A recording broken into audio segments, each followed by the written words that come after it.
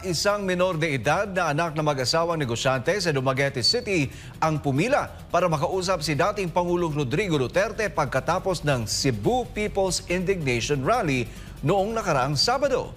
Alamin natin ang detalye ng balitang ito ni Aileen Navarro.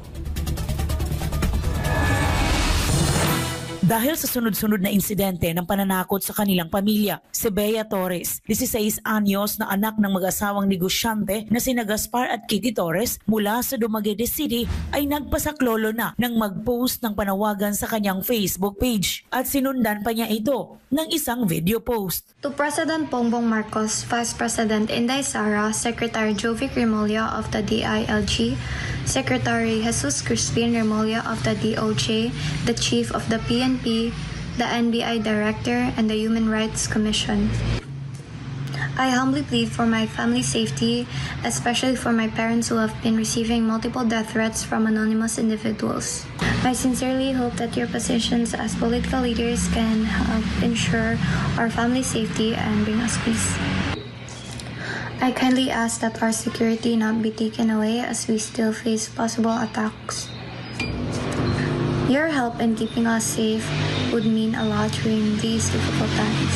Si Bea Torres kasama ang kanyang mga magulang na sina Gaspar at Kitty Torres ay personal na nagtungo sa ginanap na Cebu People's Indignation Rally kamakailan lang, kung saan si Bea ay personal na nagpasaklolo at manghiyak-hiyak na nagsumbong kay dating Pangulong Rodrigo Duterte dahil sa harassment na nararanasan ng kanyang pamilya. Matatanda ang Disyembre 2 noong nagdaang taon, nag-file si Kitty Torres, ang ina ni Bea, ng reklamong korupsyon sa Ombudsman Visayas laban kay Governor Chaco Sagarbarria dahil sa panghihingi umano ng tig 500,000 piso kada quarry operator na kliyente nila kapalit ng permit to operate. Si Governor Chaco ay kinasuhan ng paglabag sa Republic Act No. 11032, an act promoting ease of doing business and efficient delivery of government services, amending for the purpose RA 9485. Ganon din ang paglabag sa Republic Act 3019, Anti-Graft and Corrupt Practices Act at bribery under the revised penal code.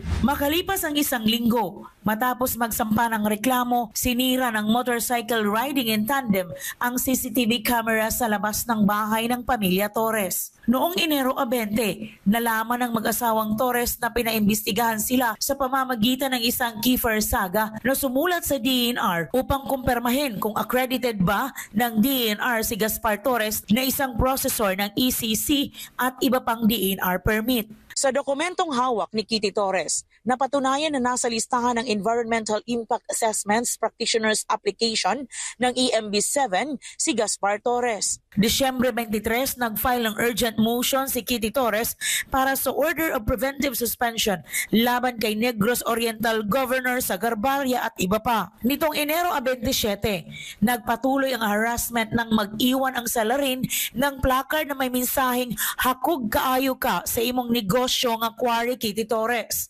Nakasulat ito gamit ang pulang pintura na nilagay sa likurang bahagi ng kanilang restaurant sa kalagitnaan ng gabi. At nitong Pebrero 6 taong kasalukuyan, pinagbabaril ang bahay ng pamilya Torres ng motorcycle riding in tandem. 12 bala ang narecover ng kapulisan.